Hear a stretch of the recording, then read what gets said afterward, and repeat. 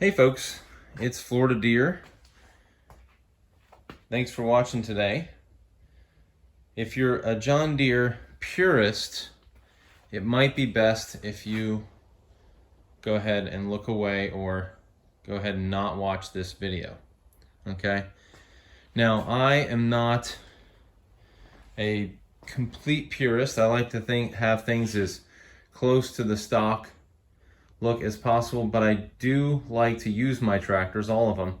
So I do little upgrades here and there to make them, more usable, and that includes potentially cutting on them or additional welding or different things like that. So there's a lot of space here on the fender pan and a lot of space here. Okay, so that GX 345, and you probably know where I'm going, came with very good condition storage and cup holder, and also more storage in the toolbox. Well, I can't get it out when it's not situated, but you know what I'm saying.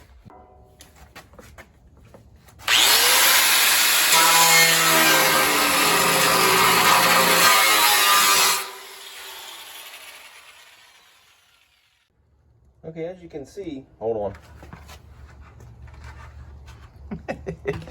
As you can see, that actually went pretty well, super fast, so I think this will be good, but my concern is if it chips it.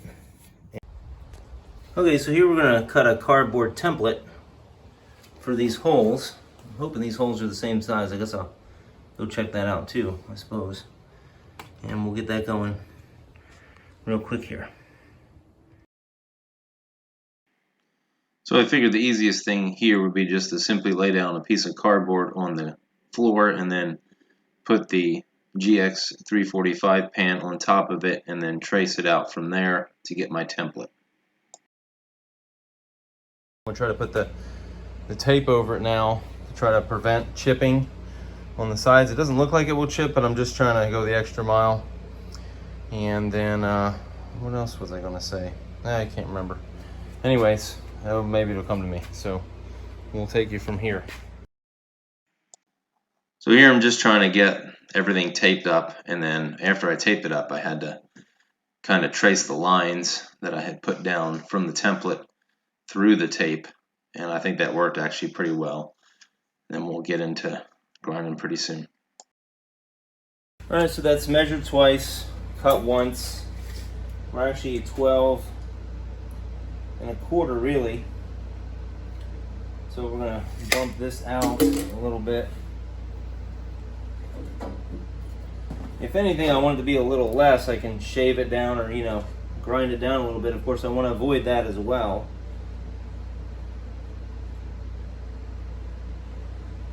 If possible.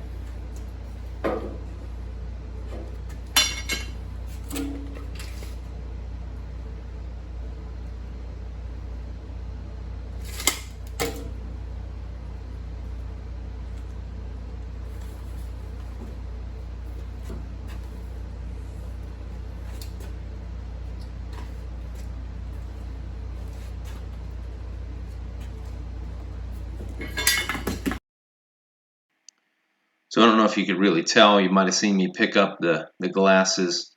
But in addition to the glasses or safety goggles, whatever you want to call them, I also got a full face shield to help with the material, getting into my eyes. Because even when I'm wearing goggles or safety glasses occasionally, some of the material still ends up bouncing around and getting into my eyes or close enough to my eyes that they give me some concern. So I went ahead and bought a full face, shield for this as well. I do have a sandblasting helmet, but it only gives you a tiny bit of little area to look out of, so I kind of didn't want to use that. And this actually worked pretty good. The additional reason in this was my wife's an optometrist, and she's always telling me about people having to come in there and how she's digging pieces of metal out of people's eyes.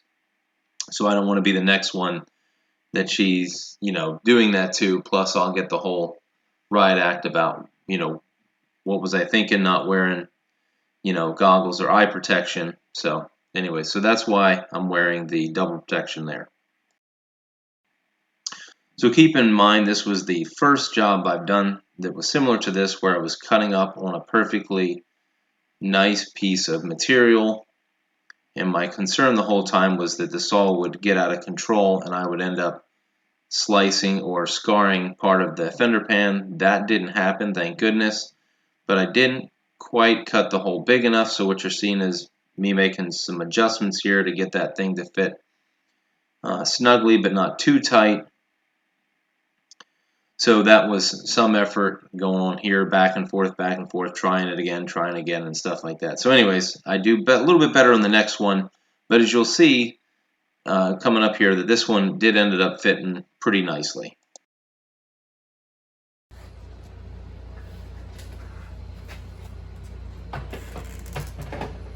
Well, there it is.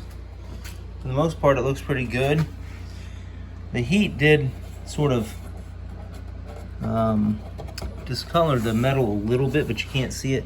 And I did get one little spot there where I went a little too far trying to get that little groove for the connection piece on this. So there was that boo-boo.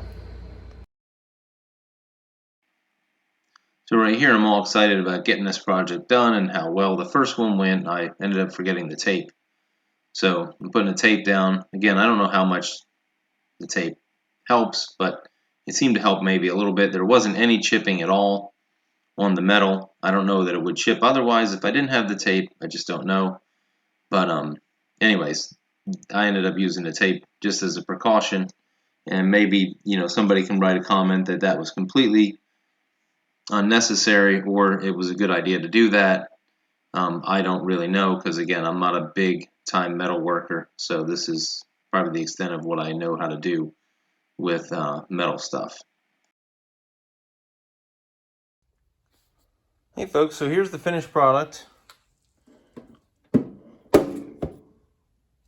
Toolbox. I just got some gloves, a tape measure, some hitch pins, and some extra screwdrivers in there. I'll probably add some different things to it. It came out pretty good. You can see some discoloration from the heat that the cutting generated. I think I could have fixed that by using a new cutting wheel over here. I just used the same cutting wheel that I had on the other side, and looking back, that was probably not the wise thing to do. Probably should have put a new one on to cut it better. But as you can see here, there's just some slight discoloration there as well. So they fit in there pretty good. This fits in with these screws. There's five little sort of nut things, but it's actually pretty snug in there. So I might not do anything with that.